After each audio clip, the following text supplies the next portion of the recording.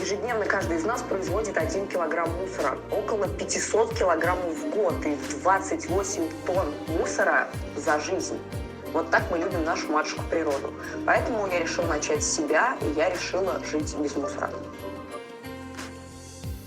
Каждый год в мире производится около 380 миллионов тонн пластика, а перерабатывается всего лишь 5%. Все остальное выбрасывается и лежит в земле около 200 лет. 200 лет. Представляете, один стаканчик может пережить несколько поколений людей.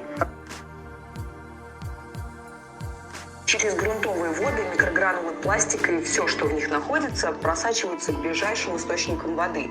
Ежегодно из-за пластика погибают сотни тысяч животных и птиц. Они просто принимают пластик за еду, за добычу. Как мы можем избавиться от мусора? Отправить на свалку, сжечь или переработать. Все способы, кроме последнего, губят природу и очень опасны для здоровья людей. 70% мусора, который мы выбрасываем, можно использовать вторично. Поэтому я решила заняться раздельным сбором мусора.